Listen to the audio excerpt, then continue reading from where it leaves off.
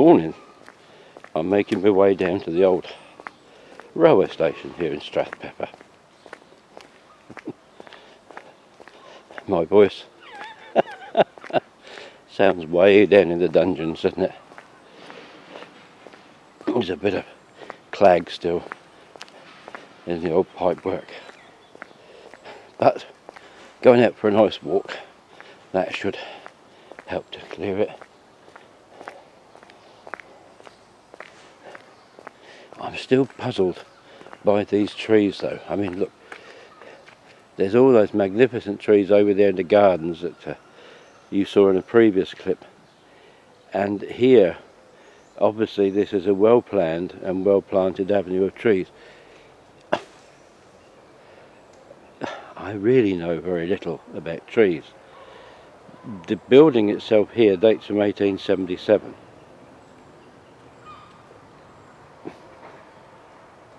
$120 years old.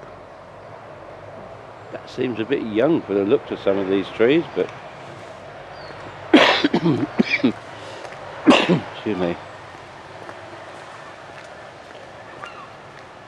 I'm hoping to find out some more information from somebody in the hotel. I might ask the manager later.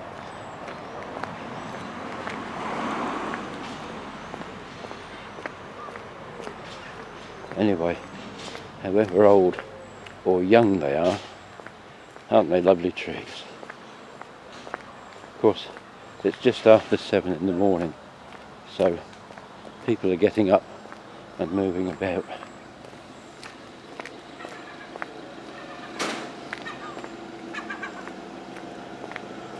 And just putting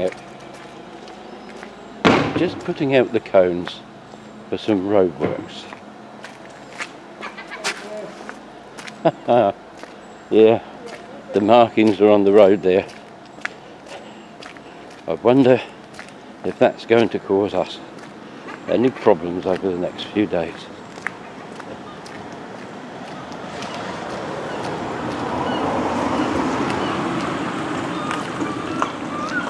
Anyway,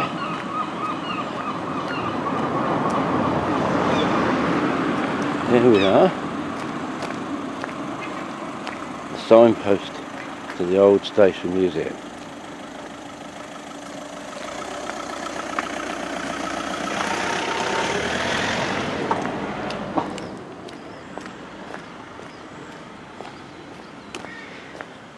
Notice these more modern dwellings here, but very nicely built in sympathetic style to the older ones here, and I think that's very nice. I wish they'd do that in England. Well, there's a lovely house up there, isn't it? A lot of them remind me of and those of you of a certain age will know this, Dr. Finley's casebook.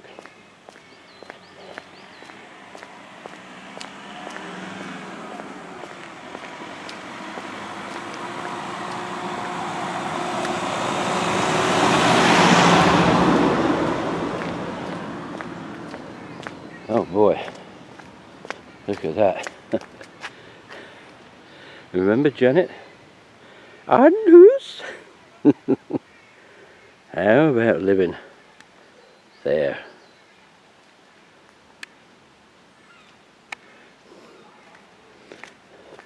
Strathpeffer has supposedly quite a mild climate, being sheltered as it is. And certainly we haven't had any wind to speak of up here. But, and I hope we don't, because my wind must have just broken and fallen off.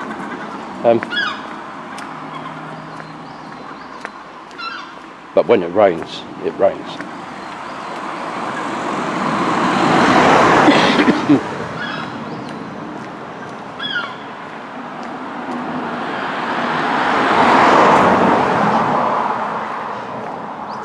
Here we go.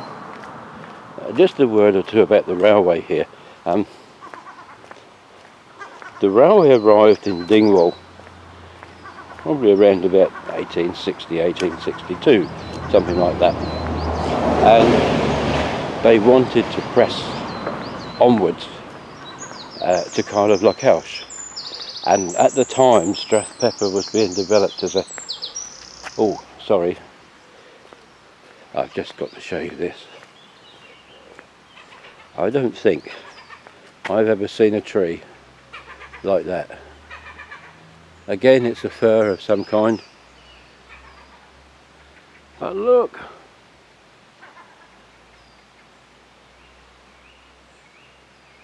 I mean,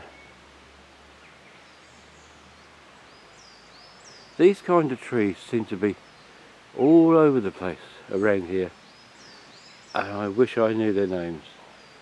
Hopefully, if there's any of you out there that do, please put in a comment. I'd love to know. But aren't they lovely trees?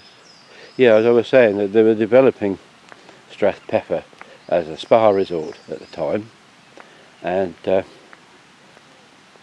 wanted the coal line to go through here. But one of the local landowners, as was often the case in Victorian times, decided, "No way, laddie, you're no coming through." So that was it, basically. Until around about 1885, when finally permission was given.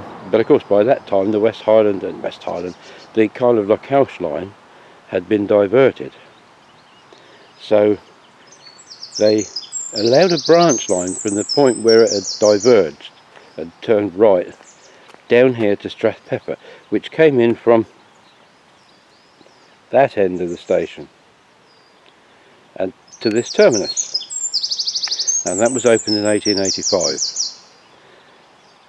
And the spa at its heyday, I suppose, was 1900s, 1910, that kind of thing, and it gradually declined. And after the war in 1946 the railway closed, and basically that was it. This building fell into some kind of disrepair, but in recent years, as you can see, has been very, very nicely restored and reopened. There's the childhood centre, different bits and pieces in there. There are plans, there's a small railway society being formed that would like to reopen a part of the branch line, and I think that would be lovely. But anyway, let's take a little look round. I hope nobody will consider me a trespasser. It's quite a nice little bandstand type thing, although with bike stands, because cycling is encouraged here.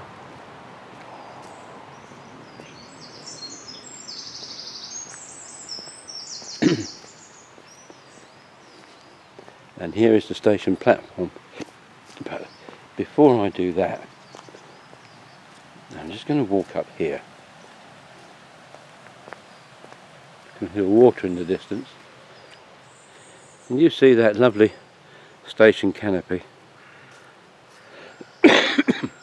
Can you imagine coming into Strathpeffer and getting off underneath that,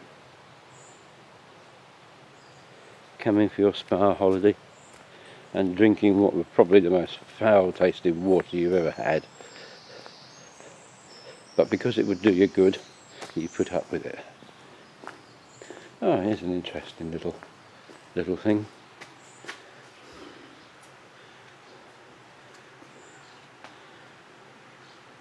Yeah, Sir William Mackenzie refused to allow the route to go through his property. This is quite a, as you can see from the diagram, quite a station in 1904. With these little tank engines puffing along here.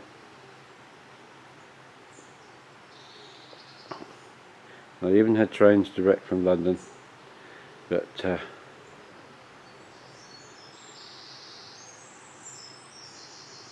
it really only survived, I think, as long as it did because of the military use in the Second World War.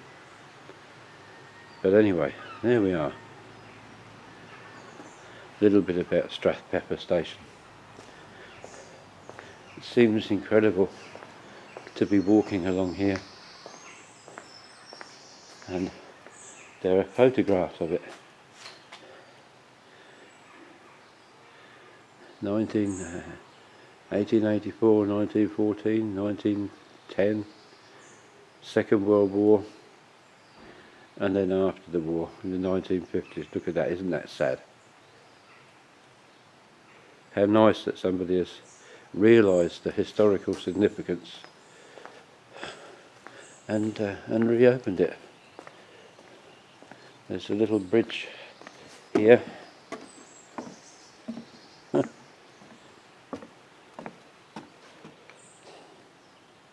Yeah, I suppose in theory there's no reason why you couldn't restore a little bit of the branch line from here going up that way.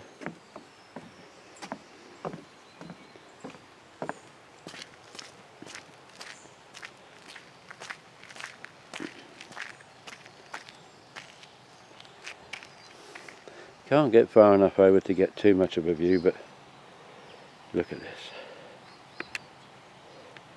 I think that's lovely. But then I would, wouldn't I? Very nice indeed. Very nice. And how nice that it's actually opened up so I can take a wander along the platform. And these information boards that they put there, I think are terrific. And you can come here and you can have a cup of tea or a cup of coffee.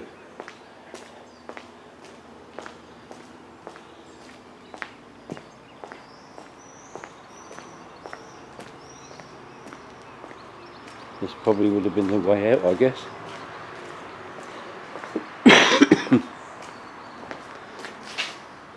I suspect some of that building there is probably a little on the modern side in order to cope with storage and things like that.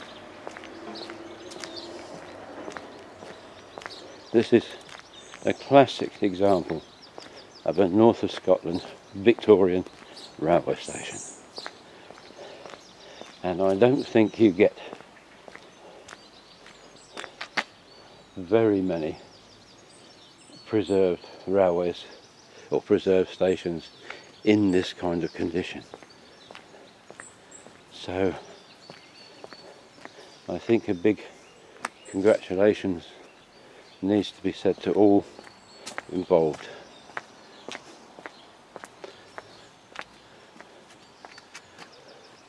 I see what they look like they're doing is producing a footpath on the track bed of the railway.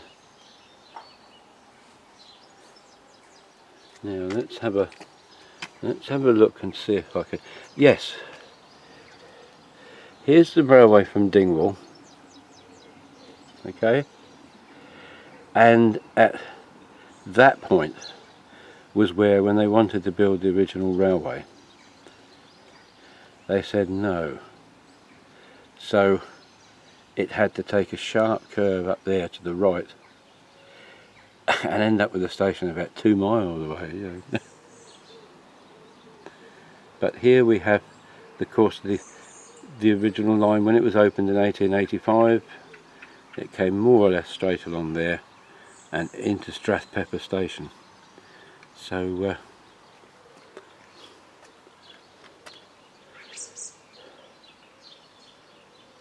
possibilities for a bit of restoration of a railway line there. Anyway, that gives you a bit more of an idea of how the situation arose and how the station got here. And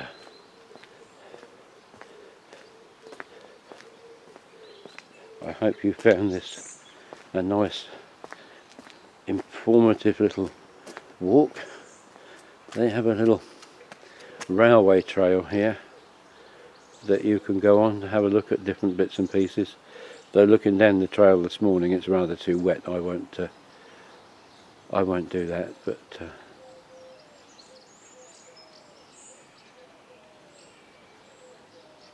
there we go. Plenty to see, plenty to do. And I'm going to go and go out through this way now.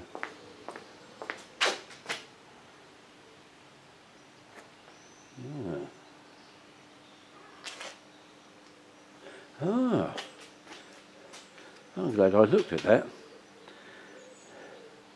The Ascent of the Scots.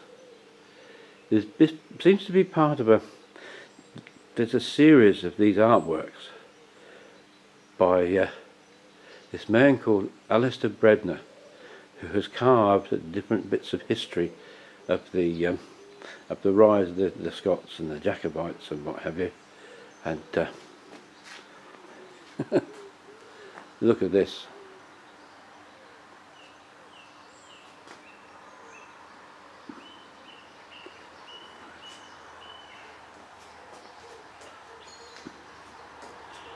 Can't really get it all in,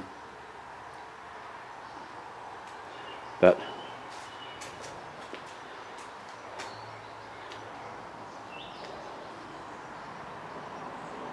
yes, the amount of work that's gone in of this. It tells you about limestone, the sky, Isle of Skye, how they used to live.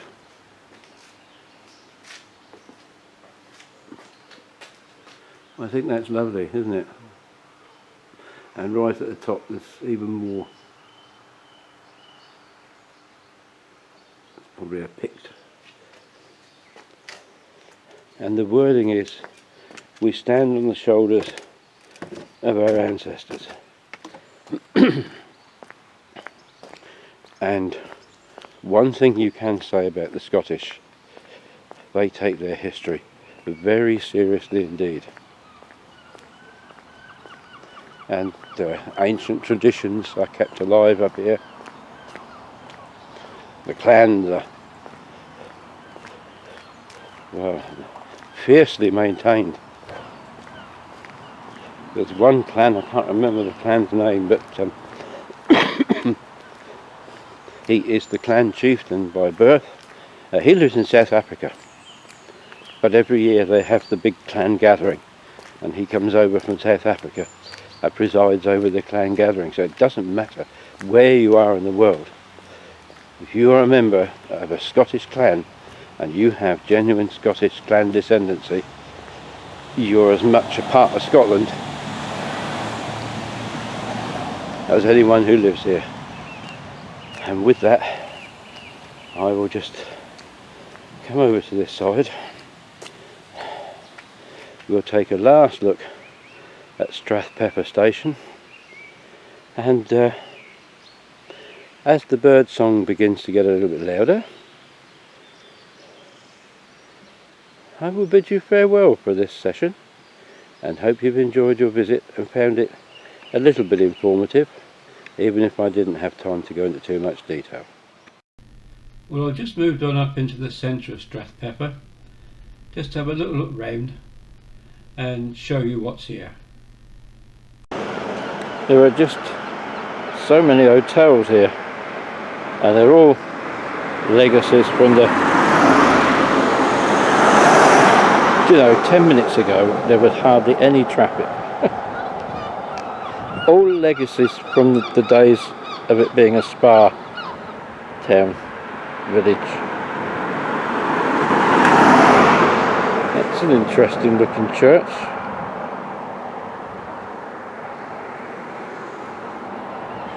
Have a look at that. Strathpeffer Hotel over there. And then we have coffee shop on the corner. Whether that was once a spa hotel or not, I don't know. It has that kind of look about it. But Strathpeffer is another one of those, what I call linear places. It's all strung out along the road, so really too far for me to have a good walk all the way round. But if the weather should turn bad and I don't get much chance to look at anything else, at least we've had a look at this little bit. Well, I did at least get the chance to take a few more pictures, and record one last little bit of video. Then the weather got the better of me, and that was it for the day. Here I am in the middle of Strathpeffer, and just my luck, I'm stuck here underneath a tree in a rain shower, but it does give me the chance to have a bit of a zoom round. There was nobody here just now. Now the world and his wife seem to be about. There's some interesting architecture here which I hope to take a closer look at another time. This was a spa town until probably the 40s, perhaps maybe a little bit earlier. But never really picked up again after the war. That's why the railway station never opened again after 1946. Certainly an interesting array of buildings here. Little stores and what have you. We'll have a closer look another time. Trouble with coach tours, they're so weather dependent and dependent on how the driver organises the days. I never did get the chance to come back up into the centre and do more photography and video. That's a shame. I'll probably never have the chance, but if you get there, do have a good look.